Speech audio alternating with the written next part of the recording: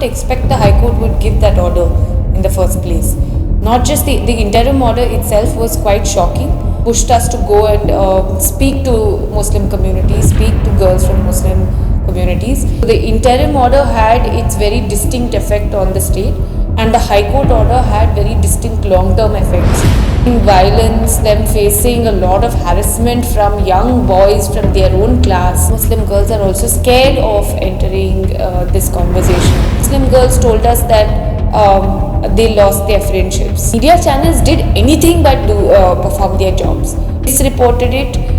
They reported complete false information. These media channels should have stuck to that scope.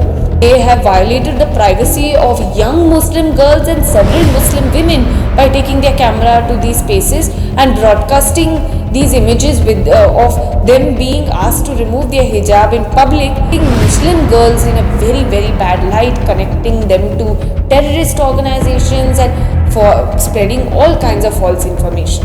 Young Muslim girls are thinking about the repercussions of them asking for their rights on the rest of the community across the state.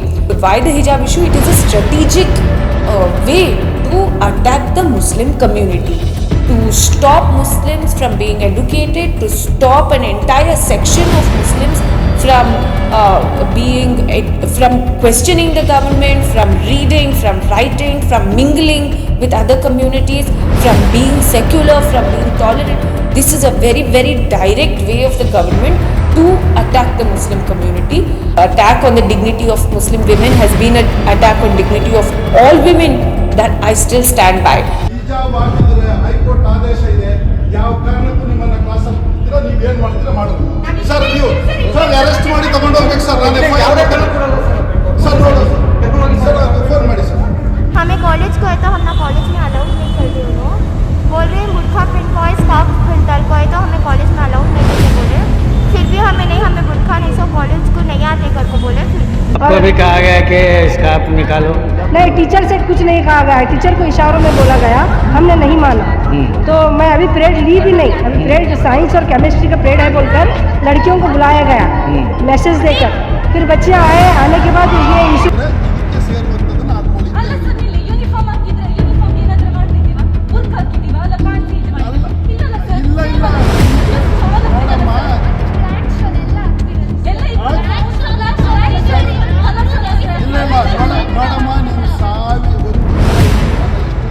A recent interim study report by People's Union for Civil Liberties is on the impact of hijab ban in Karnataka's educational institutions. The report is based on the visits by members of the team as they travel to different districts of Karnataka, understanding the testimonies of women who have been denied their right to education and other rights associated with the right to education.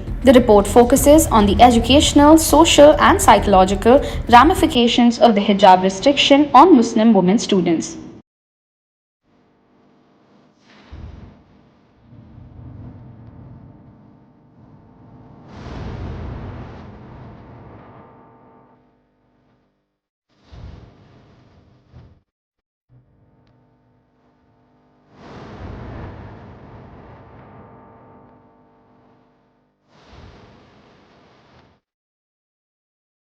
So when the issue started in December and it went to High Court, we did not expect the High Court would give that order in the first place.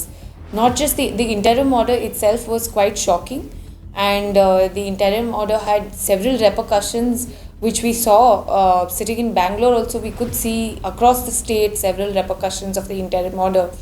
But that pushed us to go and speak to Muslim communities, speak to girls from Muslim communities, and actually report this kind of impact of both the interim order and the High Court order. So this entire issue, we will need to see it in keeping in mind these two things of these two parts of the timeline. So the interim order had its very distinct effect on the state, and the High Court order had very distinct long-term effects. The interim order had girls being, denied entry at the premises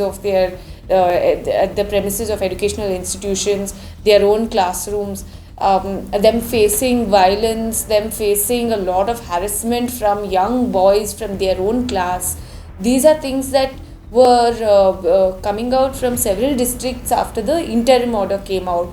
Plus, there were protests that were organized of asking young students of the Hindu community to wear saffron scarves and protest against the hijab, protest against their own friends who they sat next to in class. So the interim order had this eruption of several incidents across the state, and the final High Court order had very, very long-term ramifications on the Muslim women.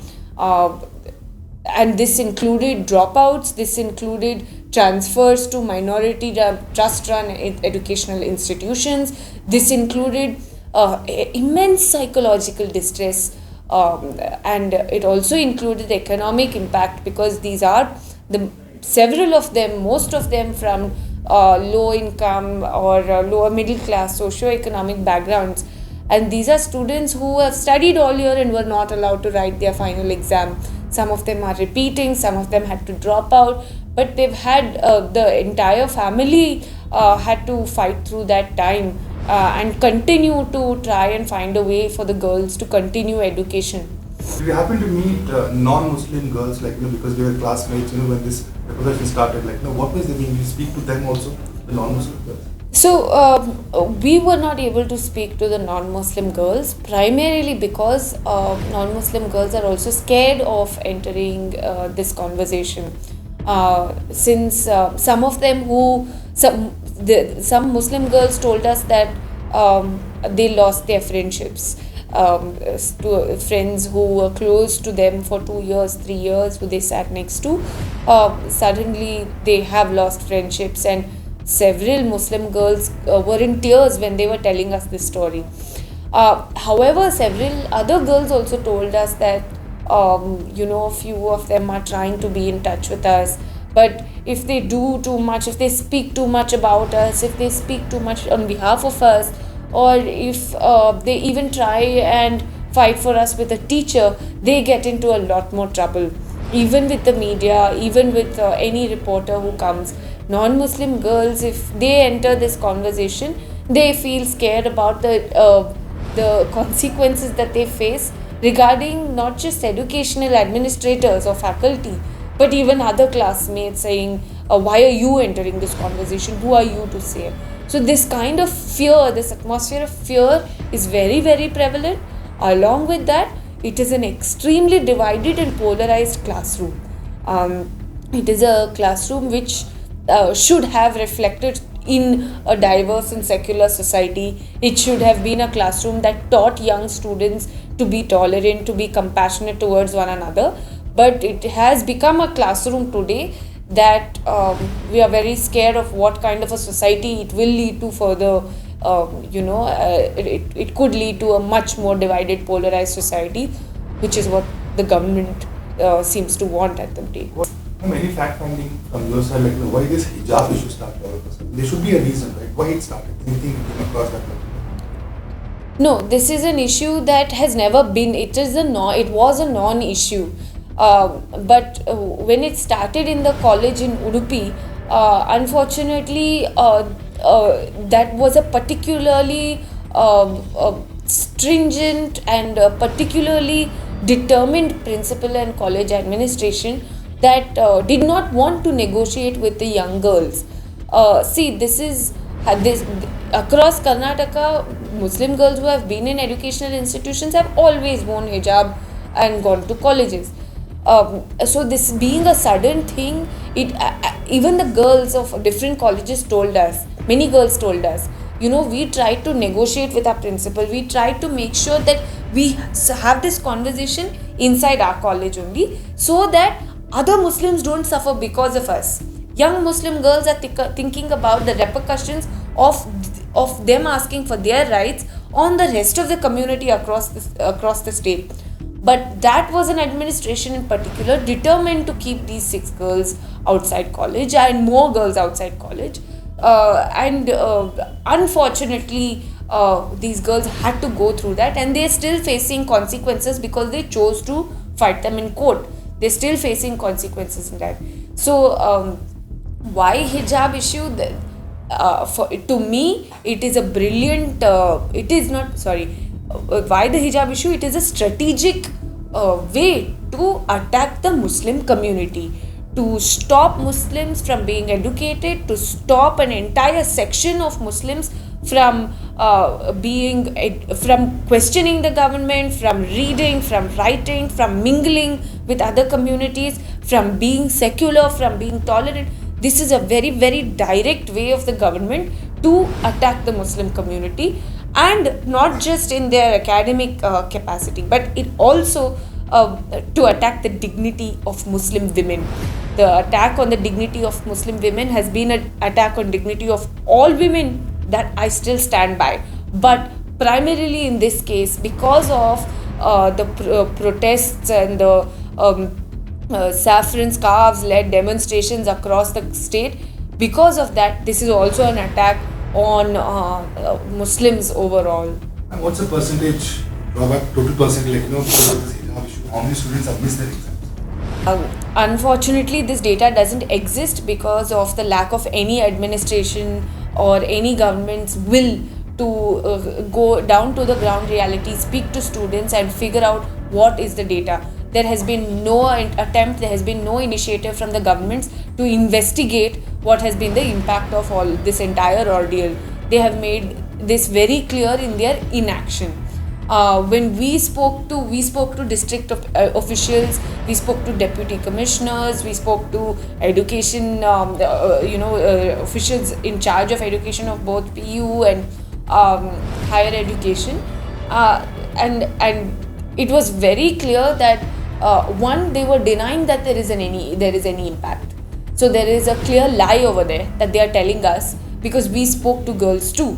So they are telling us that there's no impact. There have been no dropouts. No Muslim girl has missed her exams because of this issue. This is one thing that happened. The second thing that happened is there is no data because there has been no directions from above for us to investigate. And if we investigate, we will alert officials from above and we cannot attract any attention. So this response from the district administration is very important for us to keep in mind, because they are not investigating, they are not going on the ground, and they are not getting to the bottom of governance of the Muslim community as well.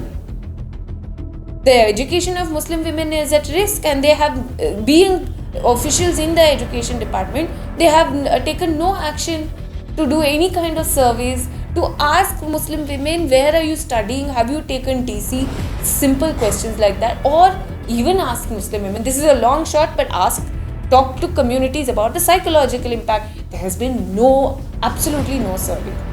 They have made it very clear that they do not care about the education of Muslim girls. They do not care about the mental health of Muslim girls. They are talking to us in this language of a postman, that we are waiting for orders from above and then we will do. Or we were told this from above, so we told this to you. There has been they have completely absolved their responsibility to take care of the education of their own citizens. People who have elected them, people who are in this state, all are entitled to education, and they have not taken. But what I can say is, yes, it is a political campaign. This is a part of a larger project to segregate Karnataka's people. It is a part of a larger project to paint the Muslim community in a particular color that makes them look wrong, that makes them look criminal, that makes them look regressive, patriarchal. These are this issue, this entire issue concerning the women's rights to education and the hijab. This has all been a part of the larger project to make sure Muslims are made a second-class citizen. So basically, we can say it's a political conspiracy for vote bank. Yes, it is a political campaign. It is a campaign. It is a very organized, systematic campaign, but it is not for a vote bank. This is concerning the dignity and the lives of women. This is concerning the lives of lakhs of Muslim girls that are still at stake because their education is stopped. This is concerning, we need to understand that the role of education in these young girls' lives is one that is a road to freedom. It's a road to ambition. It's a road to aspirations. When this road is blocked, this is a step backward for women everywhere. So I'm not going to reduce this to a vote bank. Yes, it is a campaign against Muslims, and yes, women are used as a tool to attack the Muslims. But this is not. We cannot reduce this to a vote bank conspiracy, because these are human rights violations. So, in absolving their responsibility to govern the education of these young girls, these officials are guilty. They are guilty of not doing their job. They are guilty of not serving their citizens. So we need to look at this as a governance failure, and we cannot reduce this to a vote bank conspiracy.